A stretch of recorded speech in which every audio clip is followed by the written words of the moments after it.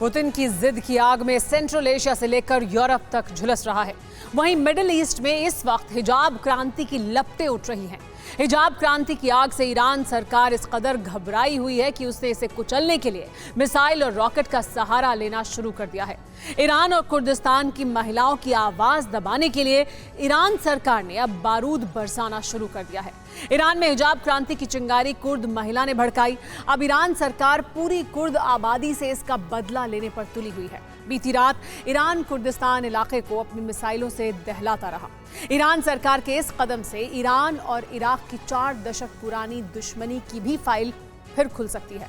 तो क्या हिजाब क्रांति को कुचलने के लिए ईरान की अक्ल पर ही हिजाब पड़ गया है?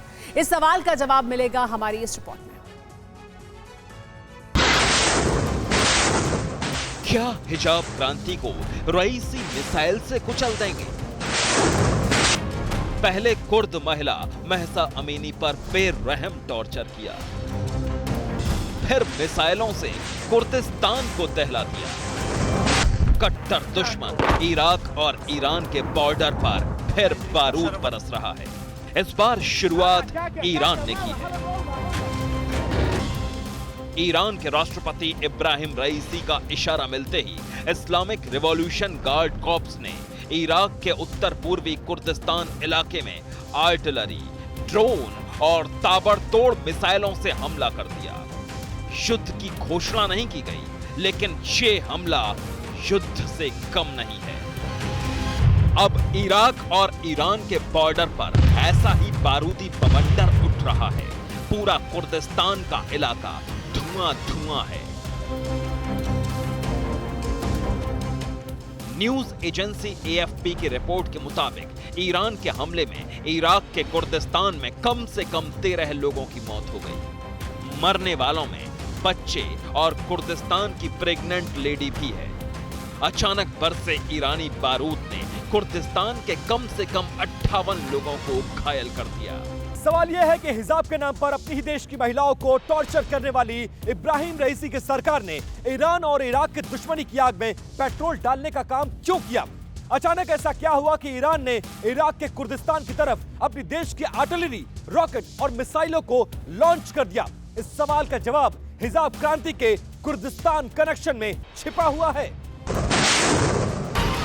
हिजाब नहीं पहनने पर ईरान की पुलिस के टॉर्चर से जिस लड़की की मौत हुई थी वो महसा अमीनी कुर्द थी। महसा अमीनी की मौत के बाद हिजाब के विरोध में ईरान की इब्राहिम रईसी सरकार के खिलाफ सबसे ज्यादा विरोध प्रदर्शन भी कुर्दिस्तान में ही हुए थे। कुर्दिस्तान का आधा इलाका इराक की सीमा में आता है और आधा ईरान की। अब देखिए, महसा अमीनी की मौत के बाद पश्चिमी ईरान के सानंदाज शहर में हुए प्रदर्शन में रईसी सरकार के खिलाफ कुर्दों ने क्या नारे लगाए थे। कुर्द महिला महसा अमीनी की मौत के बाद कुर्दिस्तान से उठी हिजाब विरोधी क्रांति की आग में ईरान समेत 30 से ज्यादा मुस्लिम देशों की महिलाएं शामिल हो गईं। महिलाएं हिजाब जला रही हैं, सार्वजनिक कार्यक्रमों में अपने हाथ से अपने बाल काट रही हैं। कुर्दिस्तान से जो हिजाब के विरोध में क्रांति शुरू हुई है, लगातार इसको काफी ज्यादा समर्थन मिलता हुआ नजर आ रहा है। यहां तक कि इन प्रोटेस्ट से ईरान की सरकार डगमगाती हुई नजर आ रही है। इब्राहिम रईसी को अपनी सरकार जाने का भी खौफ सता रहा है।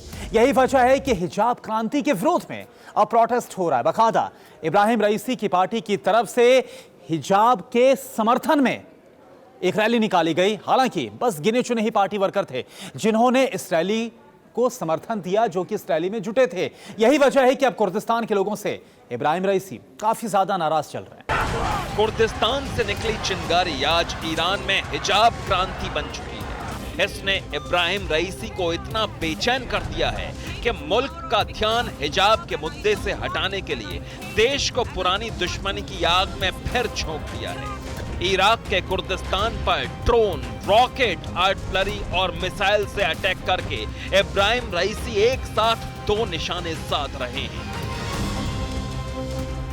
इराक और ईरान के आपसी संबंध कभी अच्छे नहीं रहे। 1980 से 1988 तक दोनों देश भयानक जंग लड़ चुके हैं, जिसमें 10 लाख से ज्यादा लोगों की मौत हुई थी। इस युद्ध में केमिकल हथियारों ने हजारों मासूमों की जान ले ली थी। अब इराक के कुर्दिस्तान में ईरान के ये ड्रोन और मिसाइल धमाके फिर दो दुश्मनों में 1980 जैसा युद्ध भड़का सकते हैं।